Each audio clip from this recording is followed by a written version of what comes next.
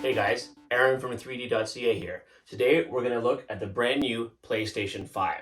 I'll talk about some of the features, what's available, and whether or not now is the right time to buy it. I set it up on Friday and spent some time over the weekend testing out various features, games, and apps so that I could give you guys a well-rounded review of what it can do. I made this video to help you guys decide whether the PlayStation 5 is right for you and whether or not now is the right time to get it. So first, let's talk about the elephant in the room. The PlayStation 5 is a big device. Maybe not as big as an elephant, but it's still pretty big. Here it is next to the PlayStation 3 for comparison. You can tell it is a really, really big machine. It also looks quite unique and distinct. Some people love it, some people hate it. So it may not fit in every room. You might love it, but your significant other may have other ideas. One thing to be aware of is that the glossy black plastic on the front of the PlayStation 5 is a real fingerprint magnet. It also seems to really attract pet hair. I have both a cat and a dog, and I can find all sorts of hairs on the front of the PlayStation. The PlayStation 5 supports all of the sound formats you'd expect: stereo, 5.1, 7.1, DTS, etc. However, it only supports them over HDMI. It doesn't have an optical out, RCA, or a headphone jack. It also doesn't support Bluetooth headphones. It supports headphones with a USB wireless connection as long as it's compatible with the device, like Sony's own proprietary ones. The new DualSense controller also has some interesting sound capabilities, but I'll get to those in a little bit. The PlayStation itself is very quiet. I played various games for several hours and I never once heard the fan spin up. The PlayStation 5 is fast, really fast. Obviously the games that I tried are optimized for this hardware and designed to play well on it without dropping any frames, but they just feel so fast and smooth, like fluid. Loading games is also really fast. They generally load in seconds. Also, loading saved games or jumping back to save points, it's almost instantaneous. It's so fast. What isn't so fast is game switching. It's still quick because it only takes seconds to load the game, but it's not like that instant responsiveness that we're used to from our phones where they cache the games running in memory. Another thing that didn't seem fast was downloading. Obviously, download speed depends on your internet connection, but I downloaded about 9 games, mostly PS4 games, and it took about 300 gig of data. So if you don't have a fast connection, be prepared for a long wait to get games. The new DualSense controller is a very cool controller. It's very comfortable to hold. If you're coming from a PlayStation 3 or a PlayStation 4, you'll have no problem getting used to the feel of this controller. It also has these cool LEDs. A lot of people might not like them, especially if they're playing in a dark room, but I've always kind of liked little lights. The lights are cool in that they actually light up in response to what's happening in your game. So if you just scored or win a point, it often lights up green. Or if your guy just got killed, it'll light up red. It's kind of a neat little feature. The controller has a built-in microphone, so you can use in-game chat by talking directly when you're playing without having to shout across the room or be wearing a headset with a microphone. It also has a built-in speaker, which plays certain sounds that are specific to the player. So you might hear a sound of something that happens right to you, whereas all the background noise is coming out of the other speakers. It's kind of interesting, and I'd like to see where things are going to go with it. It also features some really cool tech as far as haptic and force feedback, but I'll get to that a little bit later when we talk about Astro's Playroom. One thing I do want to say is that I played with this for a few hours and I did notice that my hands got quite a bit sweaty. So if you do have sweaty hands, you might want to take that into account. Unfortunately, none of the games that I'm really looking forward to are out yet, although there are a lot of cool games coming. Games like Gran Turismo 7,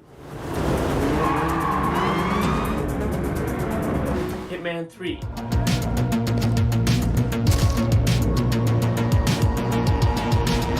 Project Athia,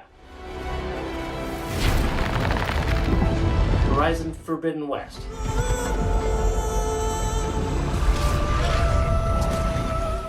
and many, many more. However, I did play a lot of Astro's Playroom, and it is really impressive. It really shows off some of the great features of the PlayStation 5, and definitely shows off what the DualSense can do. So let's have a closer look at Astro's Playroom to get a better feel for some of the cool new tech that's included in the PlayStation 5. The graphics are super smooth. Not once did I see any jerk or stutter. Have a look at these fans. They seem to go at a different speed depending on which direction I run, which is really interesting. The DualSense controller has the standard, knocking and banging and rumbling when you do something shaky or something hits you, but it also has a very smooth, gentle rumble that you feel like when you're sliding down a slide or when you're skating on ice. It feels uniquely and distinctly different from other surfaces. There's a genuine joy in playing with this controller when you're on the different surfaces. You can really, really feel what's happening.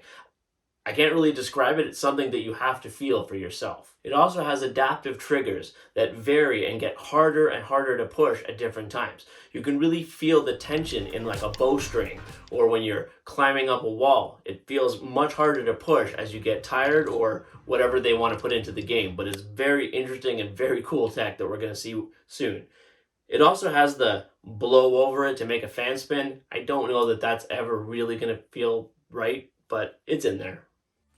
To do up the zipper, we swipe on the touchpad, and you can actually feel the haptics vibrate as you swipe up, and it almost feels like you're really pulling up a zipper. Again, it's something that you kind of have to feel to really understand it. Now, earlier I mentioned that the controller comes with a speaker, and when you fall off the ledge and land in the water and get turned into an ice cube, that sound effect comes directly out of the speaker. It's a very localized and jarring sound coming from there, and it really makes you feel like you did something wrong. I also spent a lot of time playing existing PlayStation 4 games, which ran perfectly fine. No issues whatsoever with compatibility in all the games that I tried. This is some footage of me playing these PlayStation 4 games on the PlayStation 5. It gives you kind of a sense of how smooth and powerful this machine really is.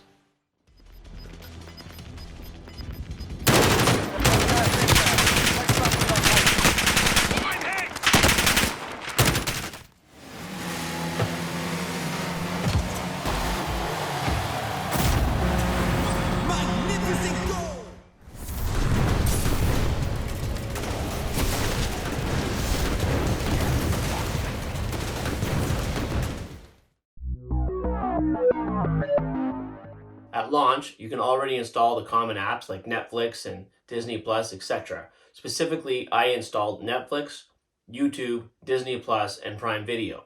I checked out a bunch of 4K content, and it plays perfectly fine, smooth, no issues, great clarity, so you won't have any performance issues. Also, I assume there'll be a lot more apps coming soon. One button I didn't talk about on the DualSense controller is this button right here. This is the social media or capture button. You click on it and it will record a screenshot or your actual gameplay video. You can configure certain things about the button in settings, such as the quality and frame rate. Also, whether it captures video 15 seconds in the past or only in the future. I had it set to the highest quality, so it only allows you to record things in the future. So you press the button to start recording, press the button to stop recording. However, it works very well.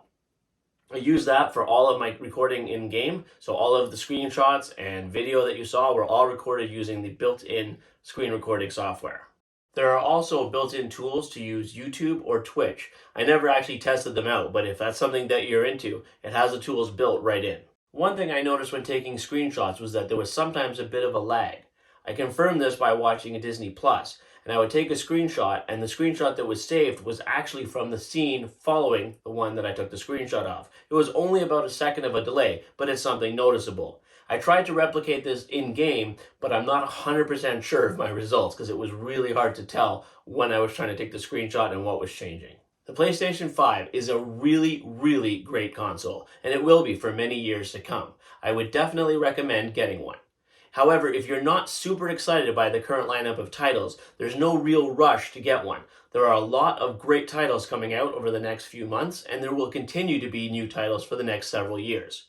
I would definitely say don't buy one from a scalper who's going to raise the price above market price. If you can find one for the regular price, go ahead and get one, but definitely don't pay more than you should. Thanks for watching. See you next time.